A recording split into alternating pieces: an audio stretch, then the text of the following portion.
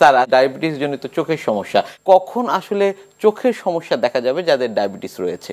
ডায়াবেটিসের জন্য চোখের যে প্রবলেমটা হয় সেটা হলো, একটা হলো যে আমাদের চোখের যে রেটিনা, যেটা স্নায়ুর যে লেয়ারটা, যেটার জন্য আমরা দেখতে পারি, সেই জায়গাটায় সে ক্ষত সৃষ্টি করে, সেটা বলি আমরা ডায়াবেটিক রেটিনোপ্যাথি। আচ্ছা, এটা একদম প্রত্যক্ষভাবে সে করে। আরও দুইটা কাজ করে, সেটা হলো একটা হলো যে সানিকে সে ত্বরান্বিত করে। যার যে সময় সানি আসার কথা, দেখা গেলো যে তার সে আরও 5 বছর 10 বছর আগে সানি চলে আসে, সে ত্বরান্বিত করে কিছুটা নিজের জন্য অথবা সার্বিক পরিবেশের জন্য করে। আর গ্লোকোমা দেখা যায় যে ডায়াবেটিস যাদের, তাদের মধ্যে গ্লোকোমার প্রাদুর্ভাবটা একটু বেশি। তো এই বিষয়টা নির্ভর করে যে ডায়াবেটিস তার কত দিনের পুরানো। ডায়াবেটিসের কয়েকটা জিনিস এখানে আমরা আমলে নেই, সেটা হলো যে তার ডিউরেশন কত। সাধারণত আমরা ধরে নিই যে 10 বছরের মধ্যে খুব কম যে চোখে আক্রান্ত হয়। তো 10 বছর পরে যখন যায়, তখন কিন্তু আমরা প্রত্যেকটা কেসে আমরা মনে করি যে সম্ভাবনা আছে।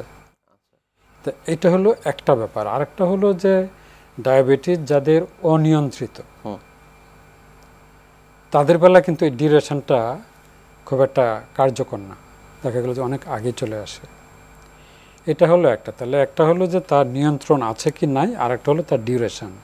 এই দুইটা হলো প্রাথমিক শর্ত। তারপরে যে কতগুলা বিষয় আছে যেগুলা এই বিষয়টাকে ত্বরান্বিত করে।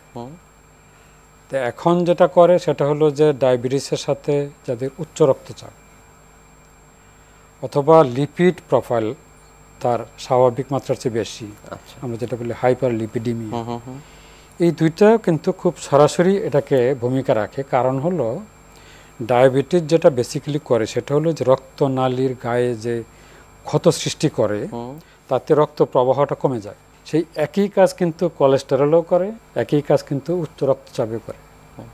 যে জন্যে ডায়াবেটিস যখন থাকে, তার সাথে যদি উচ্চ রক্তচাপ অথবা হাইপারলিপিডিমিয়া বা কোলেস্টেরলের মাত্রা বেশি থাকে, তখন দেখা যায় যে এটা ডায়াবেটিসের যে ক্ষতটা, এটাকে ত্বরান্বিত করে। সেখানে কিন্তু আমরা ওই জিনিসটা পাবো না যে 10 বছর বা ওইরকম যে আমাদের একটা প্রত্যাশা, সেই জায়গাটা তখন আর থাকে না।